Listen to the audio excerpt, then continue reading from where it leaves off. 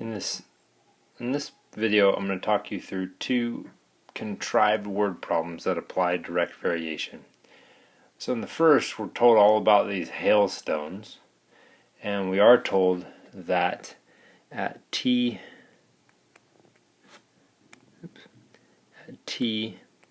equals 12 minutes, the diameter of the hailstone is 0.75 inches.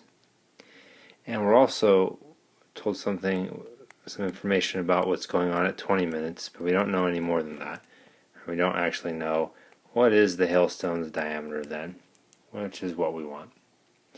Now we are told that there is a relationship between time and the diameter of the hailstone, and that it varies directly, that the diameter, so write it down in order, the diameter varies directly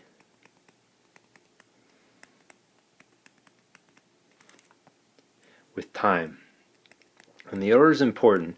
The order will really define how we set up our equation. So because the way it's written is that d varies directly with t, or diameter varies directly with time, that means that our equation will be d equals a times t, where a is the constant of variation, or the slope, depending on how you want to think about it.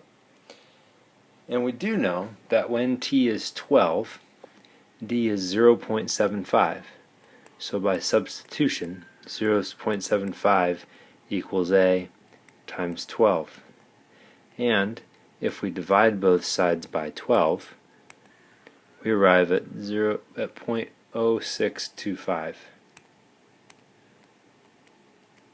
for the value of a, which means that our equation is that d equals 0.0625 t.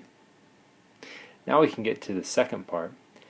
We want to know, what is the hailstone's diameter at t equals 20 minutes? Well, for the second part, or part B, it's just substitution. We already have our equation, we have our relationship. So when t is 20, what's happening? And using our calculator, we will find that the diameter of the hailstone should be 1.25 inches. So that's the first kind of word problem that you might encounter involving direct variation. Now the other one is a little bit different. We're given a table, and the table might look something like this, and we've got specifically tooth length, which is always something that we're studying, apparently. And the y values might be body length, right? Is there a relationship between these two things, specifically in sharks? And they both happen to be in centimeters. And what we see is that when a tooth length is 1.8 centimeters, then a shark's length is 215, and we've got 2.4 and 290 centimeters. I'll write a few more down here, 2.9 and 350, and maybe one more for good measure, 3.6 and 430.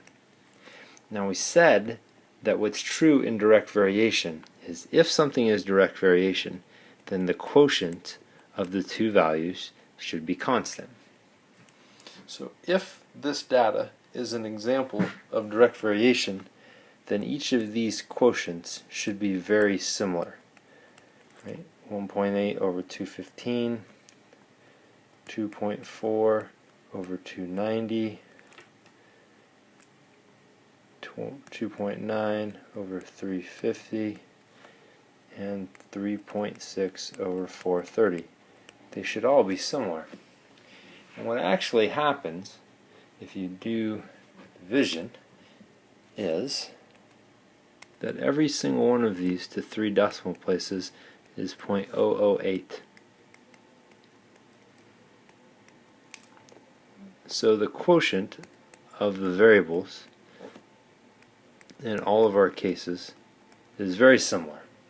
It's constant. It's always 0.008. So this is an example of direct variation. And since it is direct variation, we can actually have an equation, right? We know that tooth length directly varies by 0.008 to body length. So this would be our equation. T equals 0.008 b.